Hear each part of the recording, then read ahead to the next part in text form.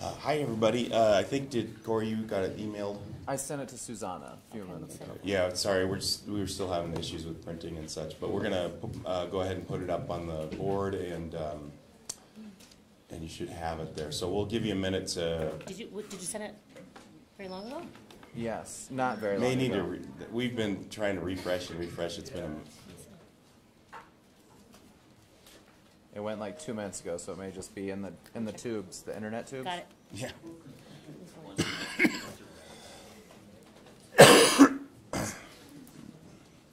You didn't redline this, did you? Yeah. No, you did. Oh, I see. It's just purple lined. Change it, yeah. If you need to change it. Or that simple all mark up.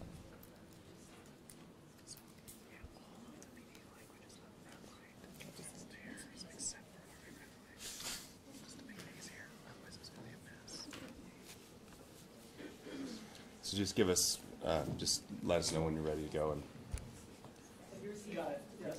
Thank you.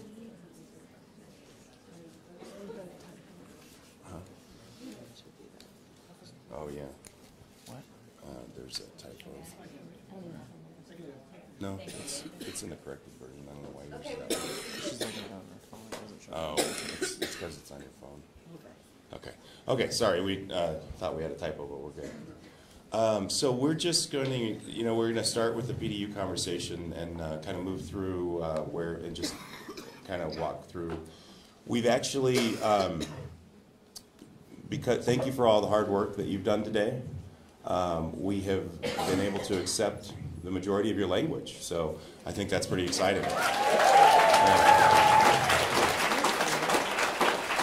There's just a few differences that we'll make sure and go through, but in the version that we sent you, we tried to just take your language and go through, and there were just a few places where we did some changes. So, coming down, the only thing I wanted to make a point here,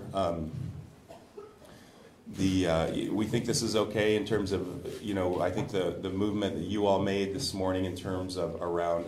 Really, it's about the way that the documentation in the work when you're creating the PDU.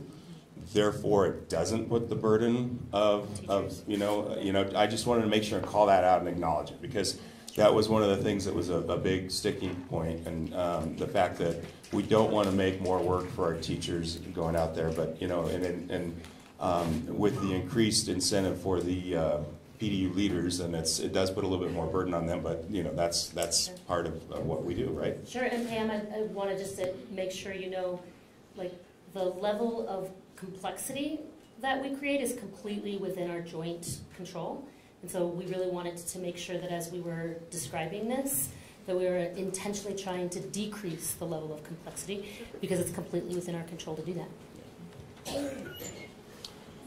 So then we'll move on down to right here.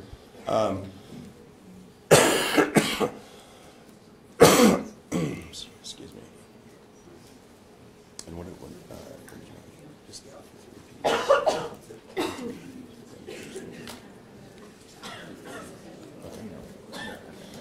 so this part right here, we do still have in here about the 3 PDUs per year, and we'll talk a little bit more about this a little bit later, okay?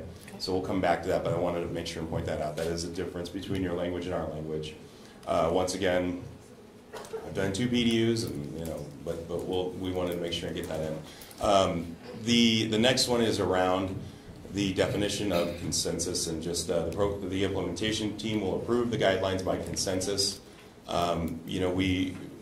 We understand what we heard you say earlier today was if the consensus could not be reached, then the superintendent or designee would be able to make that decision. That hasn't worked for us, and we don't want to change or alter the way that the ProComp transition / implementation team, because I got to get used to that, and I got to change my tattoo, you too, Bart.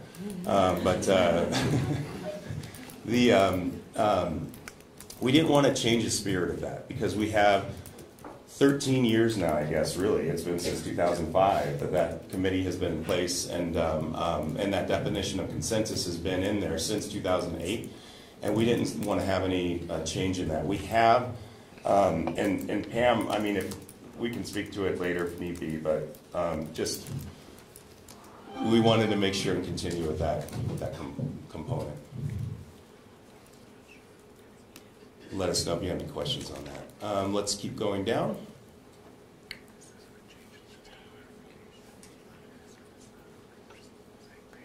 Oh, yeah. Do you mind just saying that? Okay. So really quick, so we changed the language around in service, and basically just saying to continue the practice of the master agreement of paying people for attending the in service. So that's what that point is. Okay. So this next one, we've heard you, and we want to just kind of acknowledge that this is something that we have been reluctant to go into because of the complexity of things, but then the way that you have supported to define it, we think that is something that we were able to, and we're also wanting to show you that this is a movement today to accept your idea and accept your concept, because we're trying to move closer together. All of us, I think all of us really would like to get to this today.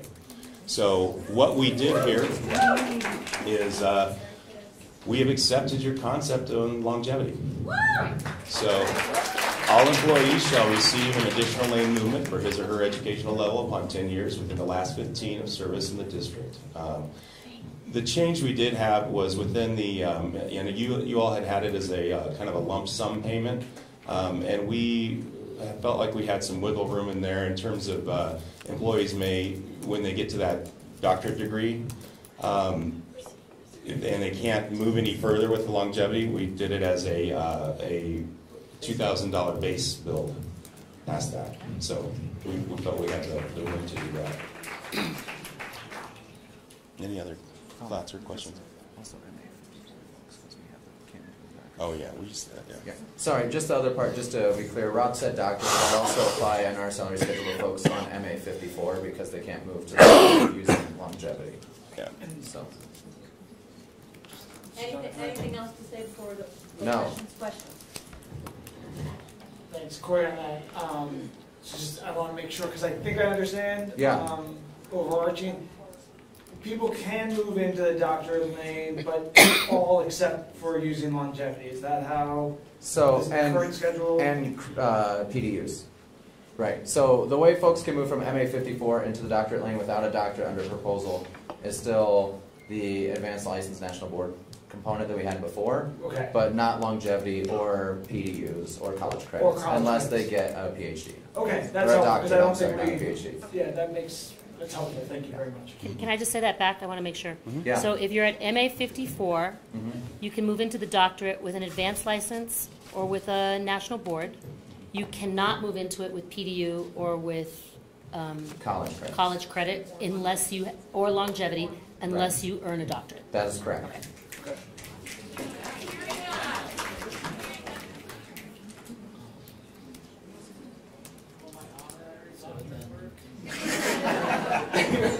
Mine doesn't either, so.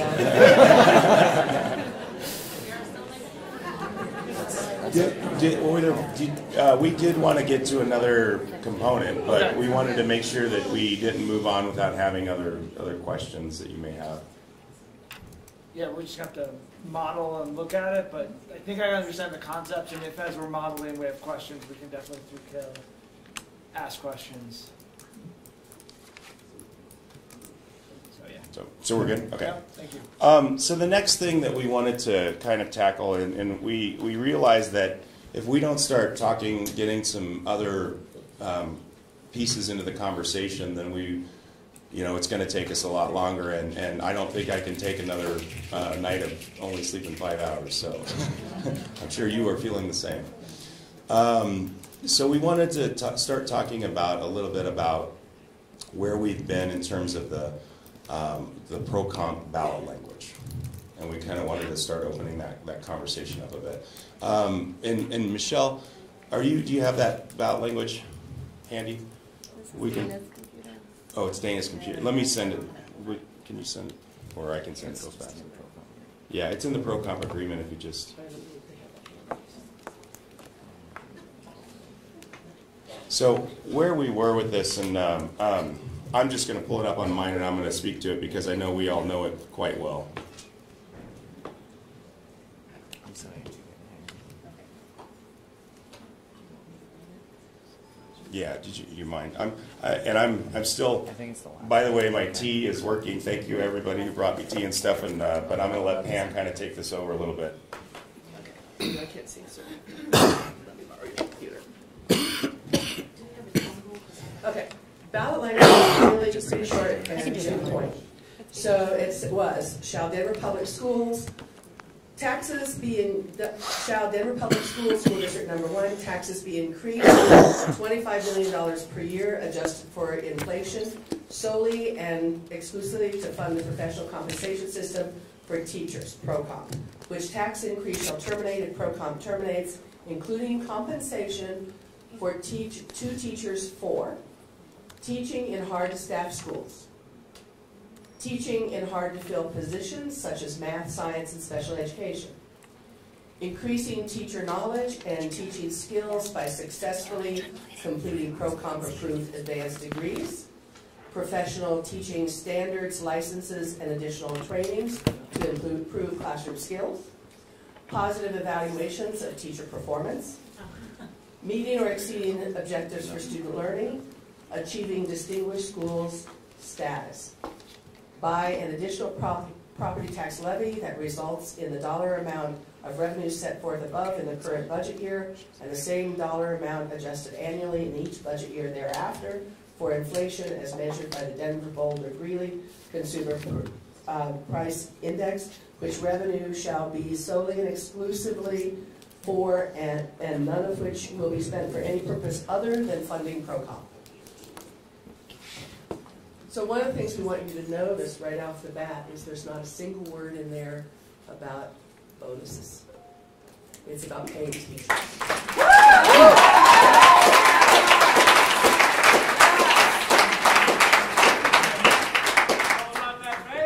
And I think, like, as we move up, and we can kind of go through the bottom up, but you know, we have agreement around these achieving distinguished schools, right?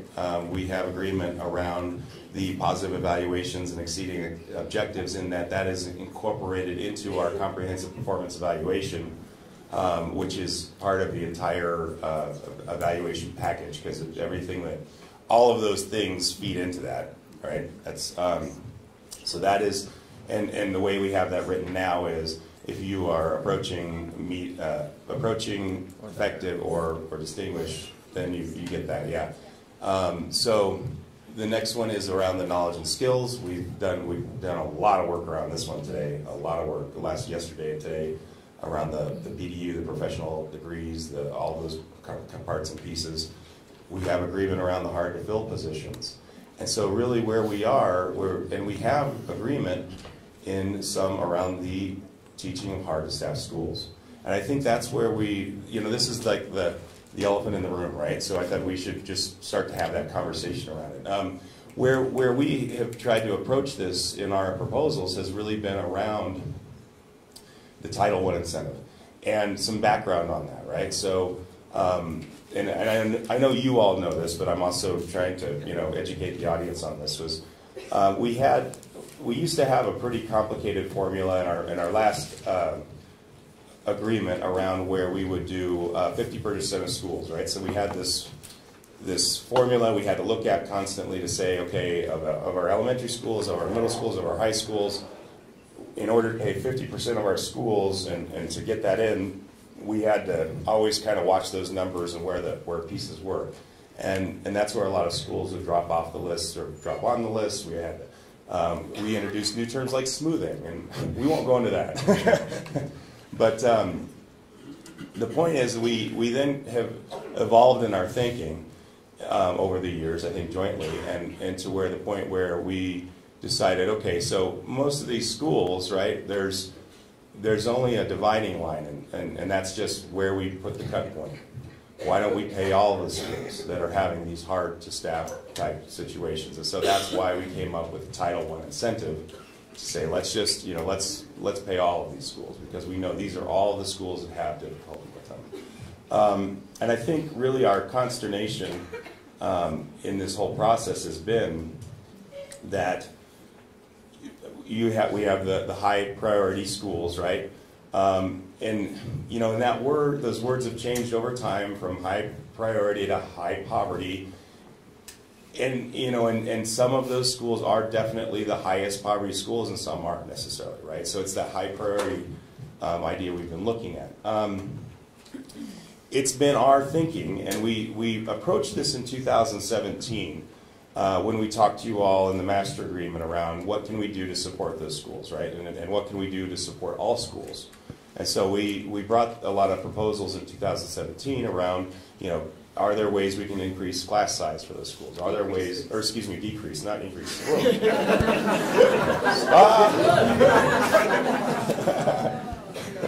That is not what I meant. Decreasing class size or decreasing caseload size, right? We also talked about other things that affect those schools.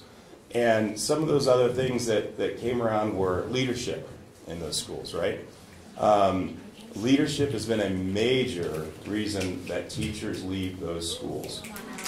I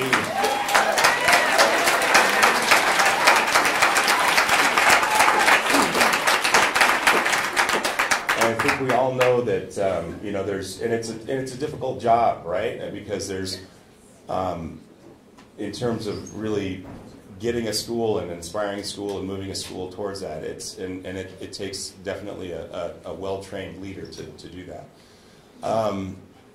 There's other components that affect teachers in these schools, and other things like, and Lynn's we've got a whole list, and so I'm gonna let you take over in a second because I'm getting a little tired, but I want to make sure and put some things out there. It's a lot of the policies that we have in DPS that actually drive people away from these schools. I have a personal story. One of the high priority schools is Lake Middle School, and Pam and I worked there together, and it was the year that I became a peer observer. It was 2010, 2011. You know, Pam had moved down, and you know, they had called me and say, hey, do you want to look into this peer observer job? I wasn't quite sure because I really enjoyed my school. I really enjoyed working there, right? I even received a $5,000 bonus through the state because I have my national board certification. But I kept running into roadblocks there. In years past, it was because of the leadership. We had a change in leadership that year. But the other thing that happened was we had a new concept that was called co-location. And in that co-location, it became extremely difficult to manage the day-to-day operations because we had a charter school in the basement, and then Lake had been divided into two schools. We had a school that was leaving and a school that was emerging in. And I was in charge. My job was to be the department chair for special ed.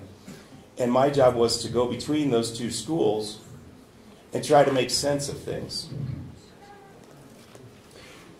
The difficulty that I had that year is what really drove me away. And I decided to try a new opportunity. And believe me, I'm glad I did because I've learned so much from the teachers that are out here by sitting in their classrooms, observing and talking to them and understanding where they are coming from every day.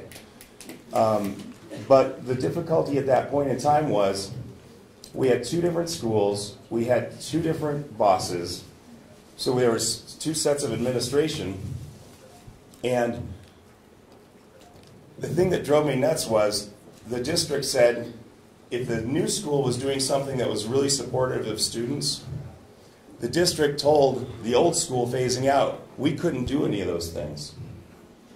We couldn't, you know, we had a time period where we could sit and talk with our students, and we could have a kind of it was a cultural awareness period where we got to really know our students and work with them and work through different things. And we weren't allowed to utilize some of the same things that we were using in the 6th grade with the 7th and 8th. Because they were two different schools. And it was just, the fact that we had to go through and we had to have two different systems in all of these just didn't make sense. And it frustrated me, and that's one of the reasons that really I moved away. Now, we have a lot of other stories we can share with you about some of these. But I think just, and I'm going to pass it off. I'm going to pass it off to Lynn. Do you want to go? Do you want to, or Pam, or? I think Lynn's got it. So we divided some of this work between our team, and Dana's going to go first. We have a not complete list of ways to fix the highest priority schools, but some of our ideas. And Dana's going to talk to us about research-based curriculum. Thanks, Lynn. So we're listening to your intent as far as these schools, and we're thinking about it as well and trying to find these solutions.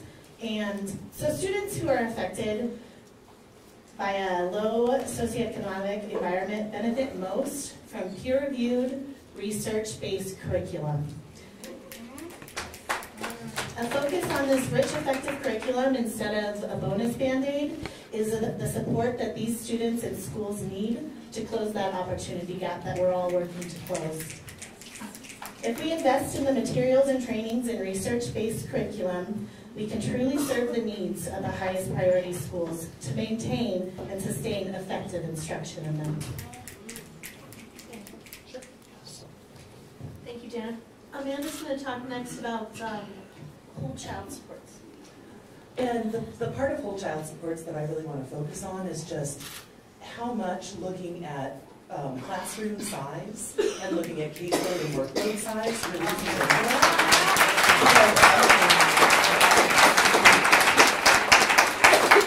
when you control for those factors, you really improve the consistency and quality of the services that children are receiving.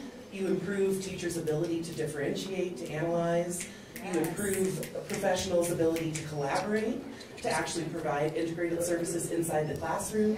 Those are things you can't do when you have staffing the way that it is throughout most of the district. So at least focus on the schools that need it the most to make those biggest changes. And that's including things like social emotional learning, language supports, mental health supports, health support, parent and community outreach and supports, all of those things. Thank you, Amanda.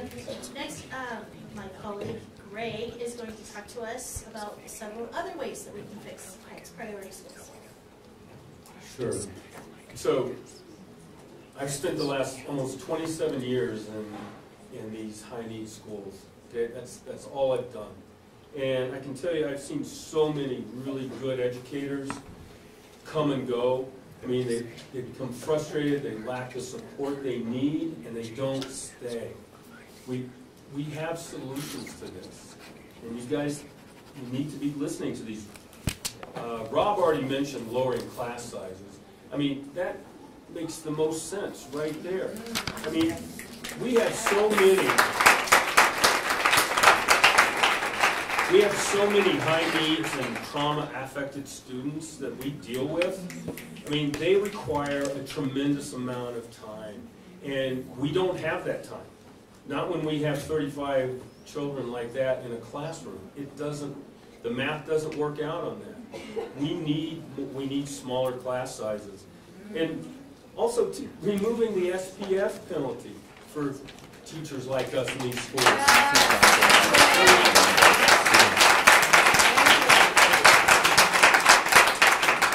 Our LEAP evaluations take a hit right off the top. That makes absolutely no sense. Absolutely no sense. If you want to try to get educators into schools like that, you'd be giving them extra points, not taking them away.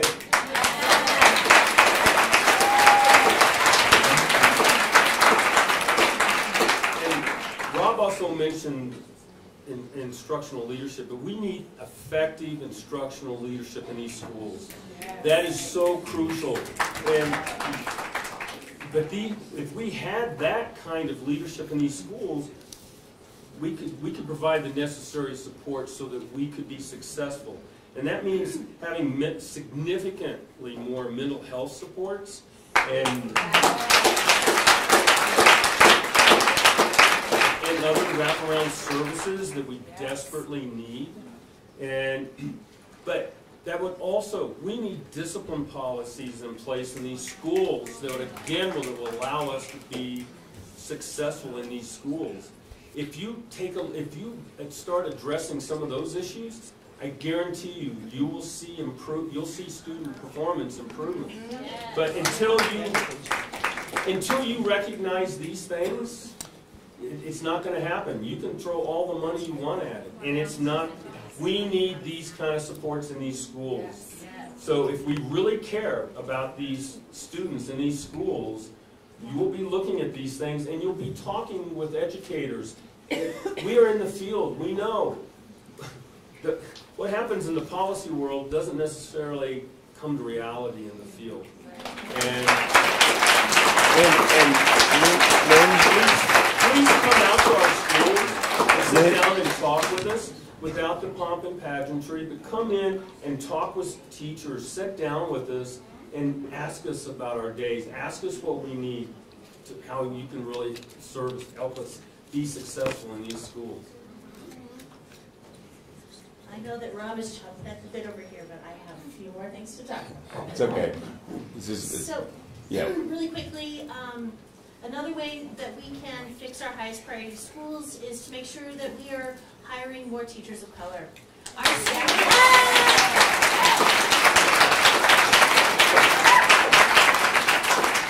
students need to have teachers that look like them. Also, we need to get away from perpetuating the deficit model. Even the names of these incentives are disastrous.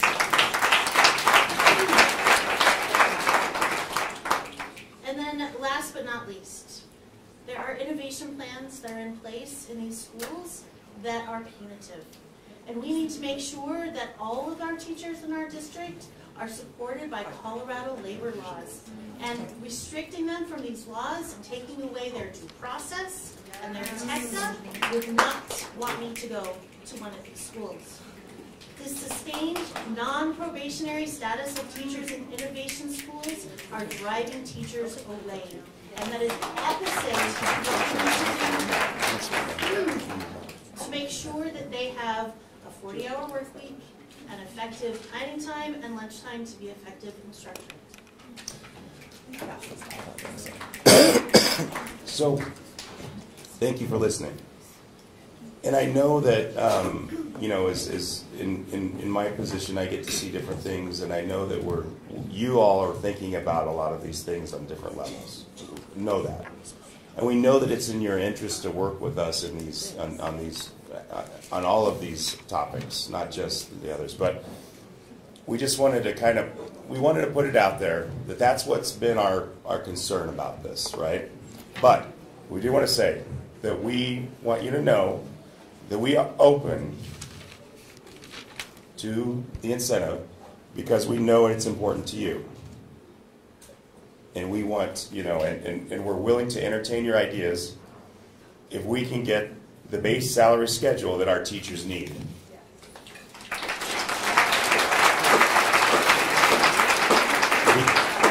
Because if we can get the base salaries that we need, we will keep our teachers in Denver, and these changes will actually stop the disruption to our students' learning.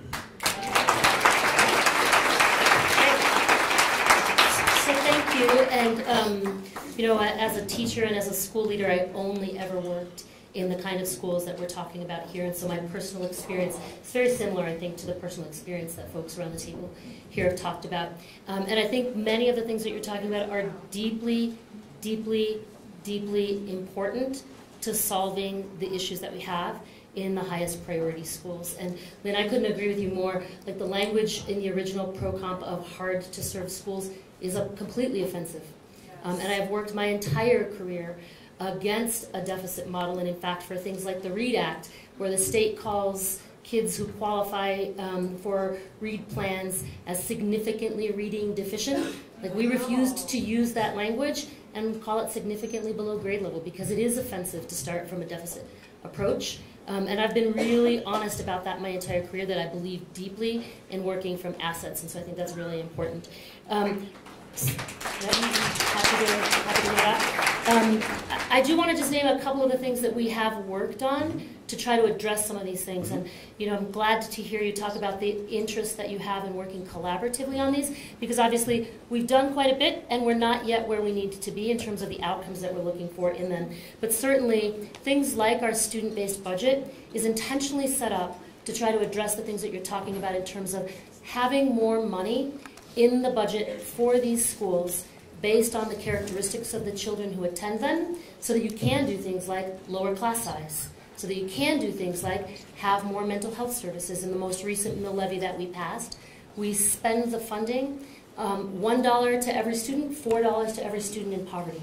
And it's intentionally set up that way so that when you're thinking about the wraparound services that you mentioned, for example, nurses or social workers or psychologists, that you've got more funding in these schools to be able to do that. There are things like, you talked about instructional leadership. The mechanism through the mill levy to provide more support to teachers through instructional leadership, both with school leaders and with teacher leaders, is higher. Because we know the need is higher, and so we want to make sure that we're able to do that. And so that's another place where we've done it.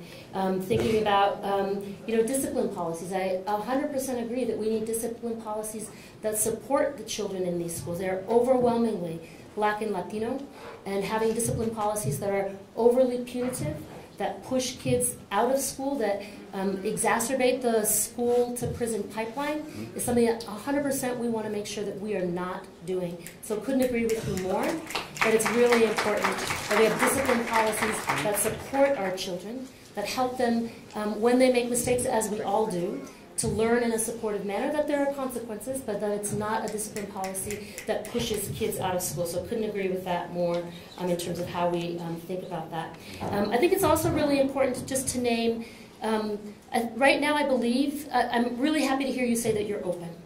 And I think it's really important to talk about the context that we are operating in and what I think is contributing to some of the sense of why bonuses are so unfair. When we think about how ProComp 1.0 and 2.0 worked, something that we are both moving away from, it was unpredictable because the amount of funding was the same no matter how many teachers we had. And you think over the last 10 years, the number of teachers in DPS grew significantly faster than any place else. And the amount of funding in ProComp got significantly stretched thin. And so the folks on the transition team know the incredibly difficult choices that we had to jointly make to say, we have the same amount of money, what do we do with it? And so all of the emails that I've received saying, I used to get an incentive for being a top performing school or a high growth teacher, and it was, $5K or $7K, and now that's combined and it's much smaller. It's true. We had to make those decisions together jointly based on the way ProComp worked. That is not right. And what we have put into our proposal is not that. It is a very clear, predictable way to say, if you work in this kind of position or this kind of school, you get a set incentive that doesn't change. And I just think it's really important as we're talking about the proposals that we're talking about what we're proposing and not what we're moving away from. And so we can certainly have the conversation around how do we make it work. When I applied to become the superintendent, I said all along, we need more money in our base salaries for our teachers. I know that. I have a son who is about the age of a starting teacher who lives at home. There's no way he could afford to live in Denver on his own. I know that. And so I think it is really, really important that we are talking about how we spend the money that we do have, because the real problem is we don't get enough funding in our school district from the get-go. And we have big work to do jointly together to fix that aspect of it. But I'm really happy to hear that you're open to having conversations, both about how we do the things outside of this agreement around the improvement of the highest priority schools, as well as how we determine within this agreement how we want to allocate the resources that we do have. Sure. And we, sure. Michelle, you guys, I apologize. We also had a graph that we kind of put together, but Pam, you had something you wanted to say real quick? Yeah, so really appreciate what you had to say, Susanna, and I just want to reiterate. There's nothing in ProComp that says highest priority has to be. That was something the district did unilaterally. There was a long history between what ended up happening with that. We are open to considering it, but again, to use your language, with some guardrails and making sure that our base proposal, because we have serious concerns it's not working. It's not doing what we said, that the district said they wanted it to do. And so we're not comfortable with throwing money at something and then the money's not working. But because it's so important to you, we're willing to consider it. But I don't want to overstate how we feel about this incentive or where we are with this incentive. And it is something we're willing to consider in the context of the entire proposal. Well, and I think, and Becca, you're going to talk in a minute, or Michelle, or yeah. Just, I guess, do you want to put it up, or?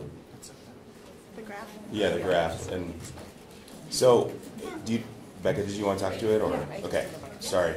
And I think the point is that we've had some very mixed results on this, and we think it's definitely, this is something we need to continue to talk about and continue to study. And so, but Becca. Okay, I'll just explain what I did. So I got all the retention data for the past 4 years of 28 of the priority schools. And you can kind of see I took the difference between, so I did the average right here, average retention rate, but then really what we want to look at is the different, is this changing? Is this actually increasing retention in schools? And the data is really very mixed. You can see, so I took the difference between the year that this started and then the most previous year and then the year that this started. And you can kind of see in this column that you got a lot of variability there in terms of the retention rates. We have a lot of schools whose retention rates decreased, some that stayed the same, and some that increased. And I don't know if those increases can always be attributed to the bonus specifically. And I think that it's fair to say, because even Debbie has pointed out, there's no way to say, are these changes due to the bonus? Because other things were happening as well. Yes. There was administration changes, there were supports that came in that didn't, all those things that happened. And I just wanted to note, the reason it's 28 schools instead of the 30 is because 2 of those schools closed, 2 new ones came, and there is not the period of data for the new ones. So then, go ahead. Okay, so I also took the average, though, of the retention dates, or retention rates, and we got about 3% increase. So that's not really very significant in terms of retention rates. You can also see, here's just a visual of each school put on here across the years of their retention rates. You can just see a lot of variability. You can see that the general trend is not increasing, it's pretty flat. And you can see a lot of schools have jumped around a lot in terms of their retention rate, probably because there are a lot of other factors coming into play in terms of how we look at that data. So just some information. So, Henry wants to. Yeah, I just want to make a quick comment on that. I think we're going to need also a clear definition of your HPIs, because right now it's hard to replicate the set of the schools and the schools that qualify, because it's so important to know that before we can measure the effects. We need to know what it is before we can measure the effects. And I think we have to engage in that. So there are some questions about methodology. Sure, and we've been really open, but we'd be very happy to work on the methodology jointly with you. For sure. And so we've said that from the very beginning of talking about this. Thank you. Thanks, Becca. I think that's a really helpful graph to actually capture the complexity when we're talking about retention. We couldn't agree more. There is there's no quick fix on retention. That if we're not actually making movement across all levers, school culture, resources, quality of leadership, sense of culture, and efficacy within a school from kids and adults, relationships between kids, between adults, between kids and adults. If we're not making progress across all those things, an emphasis on any one of those things is going to fall short. So completely agreed. I think this captures the story of that complexity. With it, in sum total, we have seen an increase in retention in these schools. like Pam says, couldn't agree more. Lots of factors going into what's driving that retention. We are with you 100% in saying, if we're going to be successful in accelerating the closing of the opportunity gap, we've got to make our schools, all of our schools, especially our schools that serve our most vulnerable kids, the places where people are saying, I want to teach there. There's no better place to teach than in that school. And are excited to be talking with you about what are all those things that we can be doing together across all the different levers that we can pull, so we can continue the trend that shows over the, for example, over the 4 years of the highest priority incentive to date, we have seen an increase every single year in sum total in retention. We're excited to formalize the external research partnership that we have with CU Boulder to help us better understand and unpack what are the drivers in schools that have been able to make the more significant growth, what's going on there, what's going on in the schools that we haven't seen that growth, how can we be smarter about what's driving retention within the next year, so we can work together to accelerate it in schools we're not yet seeing. Well, I think you hit the nail on the head just now in your last sentence, and I want to make sure that we unpack that. And what I heard you say was that we work together. Yeah. And to date, we really haven't been invited to the table around the research component. We haven't been a part of those discussions throughout, and I think that's what we're signaling, that we're open to that. We're open to hear your ideas, but we need to be a part of the conversation. And Sure. Now that Susanna, you're in charge, I think we'll probably have a lot better ability Sure. to do that. Yeah, and I just want to say, like, I came into the role intentionally saying that I want to be a much more collaborative leader than we've had. And what strikes me and I think is most important about the conversation that we're having here, and if I can just sort of self-reflect in front of a very large audience of people, like, this is actually the kind of conversation that we should be having all the time. And truthfully, there's so much that we agree on. And like, we may have disagreements around the edges, but there's so much that we agree on. We've got to be able to figure out how we set up the conditions to have this kind of conversation either with the people around this table or the people in the room or the people in the community, and do it in a way where we're actually talking about the ideas and the issues to work towards solutions, and we're not just, you know, yelling at each other. And I don't want to be the kind of leader of an organization where we can't figure out how to create those conditions. And that's been my commitment from the get-go. Well, we look forward to your ideas. So, Anything else on your end? no, we wanted to just make sure we opened that conversation. Any other Thank you. questions? No, I think we're good. All right. Let's check back in. Thank you. Thank you. Thanks.